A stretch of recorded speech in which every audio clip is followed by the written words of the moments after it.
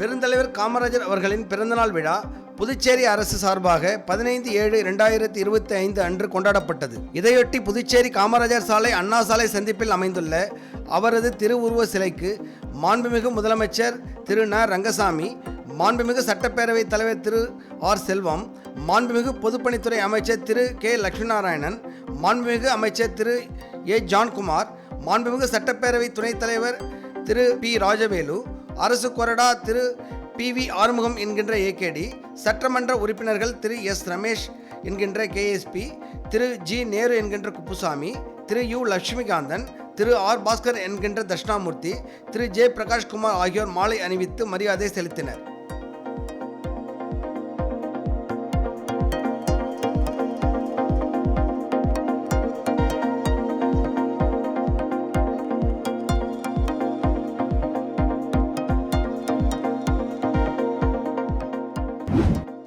உலக இளைஞர் திறன் தினம் 2025 புதுவை அரசு மகளிர் மற்றும் குழந்தைகள் மேம்பாட்டுத் துறையின் சார்பாக 15/7/2025 அன்று கொண்டாடப்பட்டது.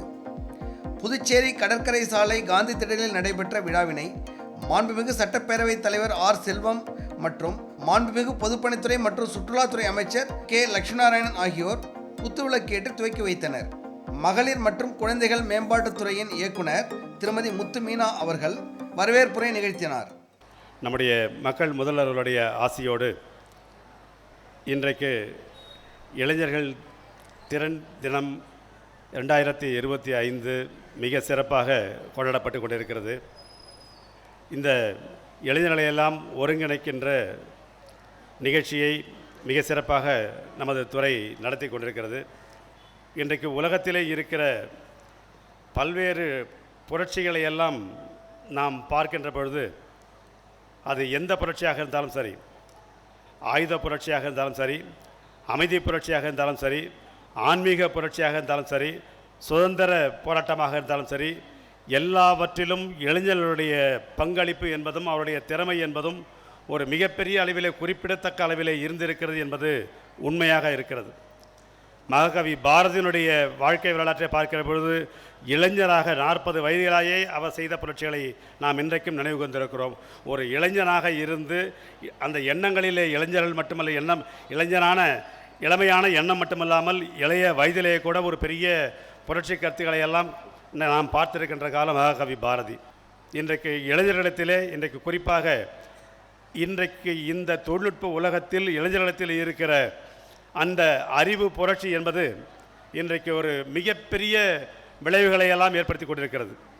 உங்களிடத்திலே இருக்கிற இந்த கம்ப்யூட்டர் மூலமாக இன்றைக்கு இந்த அறிவு புரட்சியை, தொழில்நுட்ப புரட்சியை இன்றைக்கு இளைஞர்களை தவிர வேறு யாராலும் நிச்சயமாக செய்து காட்ட முடியாது என்பதை இந்த காலத்தில் நாம் ஒவ்வொரு நொடியும் பார்த்து கொண்டிருக்கிறோம். அப்படி இருக்கிற பொழுது இந்த சக்தியெல்லாம் ஒருமுகப்படுத்தி, எந்த சக்தியை ஒருமுகப்படுத்துகிறோமோ அதற்கான விளைவுகள், அதற்கான நல்ல பலன்கள் பெரிய அளவிலே கிடைக்கும் என்பது நமக்கெல்லாம் இருக்கிறது. ஆகவே தான் இன்றைக்கு இளைஞர்களிடத்திலே இன்றைக்கு எந்தவித ஒரு தயக்கமும் இல்லாமல் நம்மால் முடியும் என்று நினைத்து செயல்கின்ற அந்த திறன்களை எல்லாம் மேம்படுத்துவதற்காக இன்றைக்கு அரசாங்கம் பல வகைகளிலே உங்களுக்கெல்லாம் திறன் பயிற்சிகளை கொடுத்து கொண்டிருக்கிறார்கள்.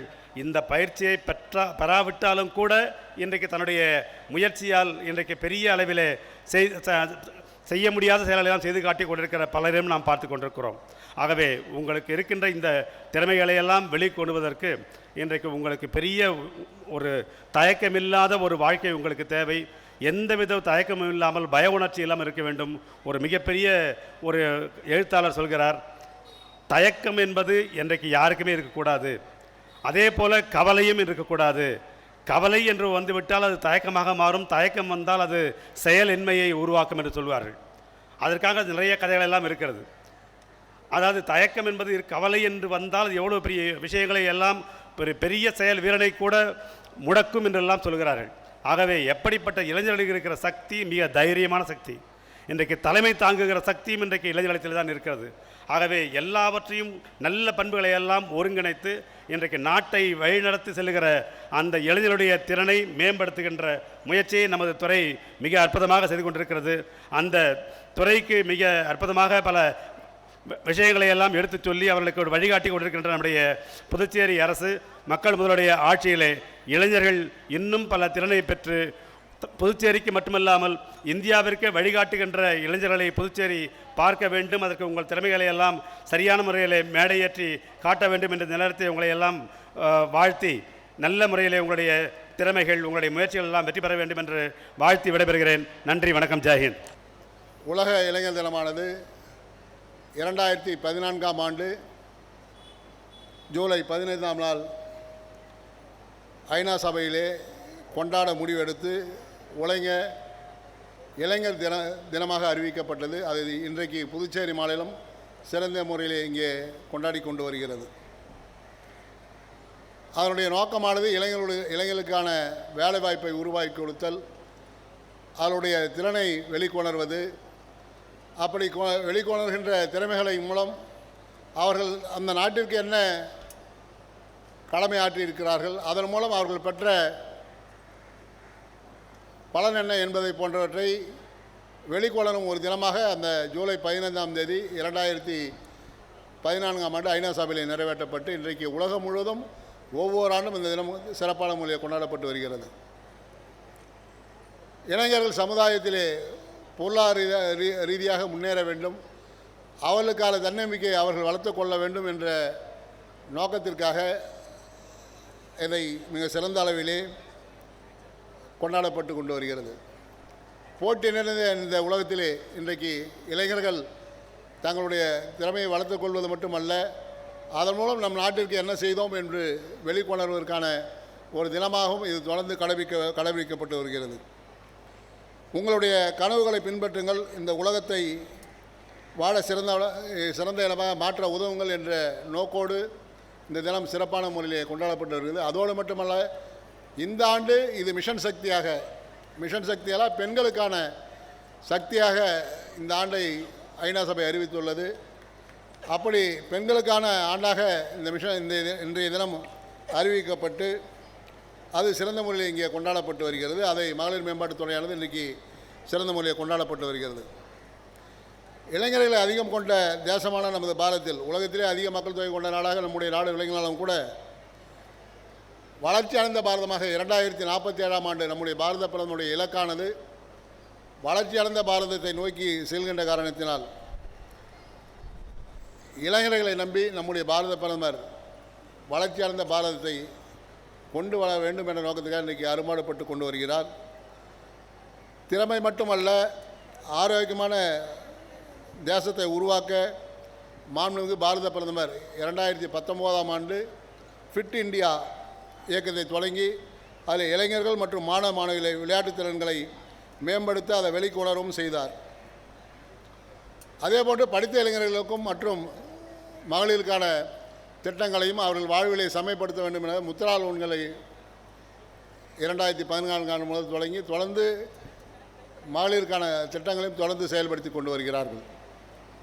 ஸ்கில் இந்தியா இதுபோன்ற செய்கின்ற இளைஞர்கள் வேலைவாய்ப்பை மட்டும் நம்பி இருக்காமல் அவர்கள் சொந்தமாக தங்களுடைய தொழில்களை உருவாக்கி அதன் மூலம் முன்னேற்றம் அடைவதற்கான வழியை ஏற்படுத்தி கொடுப்பதற்காக ஸ்கில் இந்தியா என்ற ஒரு திட்டத்தையும் அறிமுகப்படுத்தி அதன் மூலம் பெரும்பாலான இளைஞர்கள் முன்னேற வேண்டும் என்ற திட்டத்தையும் அறிமுகப்படுத்தி இருக்கிறார்கள். மேக் இன் இந்தியா, இந்தியாவிலே தயாரிக்கப்படுகின்ற பொருட்களை வெளிநாடுகளுக்கு ஏற்றுமதி செய்வதிலும் இந்தியாவிலே உருவாக்கப்படுகின்ற பொருட்களை இந்திய மக்கள் நுகர வேண்டும், அதை பயன்படுத்துவதன் மூலம் நம்முடைய உற்பத்தி மற்றும் பொருளாதார வளர்ச்சி ஏற்பட வேண்டும் ஆகிய அத்தனை திறமைகளும் இந்த ஜூலை 15ஆம் தினமான இன்றைக்கு மிஷன் சக்தியான இன்றைய தினம், அதுவும் குறிப்பாக இந்த ஆண்டு மகளிருக்கான தினமாக அறிவித்து அதை சிறந்த முறையில் இன்றைக்கு நடைபெற்று கொண்டு வருகிறது. ஆக ஒரு நல்லதொரு முயற்சியை எடுத்த மகளிர் மற்றும் மேம்பாட்டுத்துறைக்கு என்னுடைய வாழ்த்துக்களையும் பாராட்டுகளையும் கூறி விடைபெறுகிறேன். நன்றி, வணக்கம். விழாவில் இளைஞர்களின் பல்வேறு கலை நிகழ்ச்சிகள் நடத்தப்பட்டது.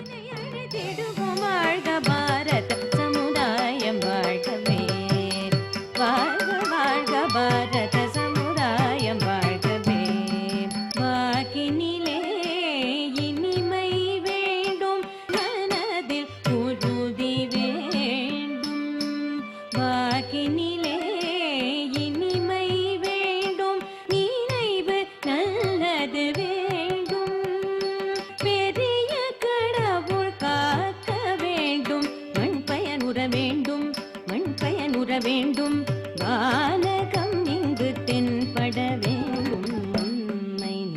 வாழ்ந்திடவே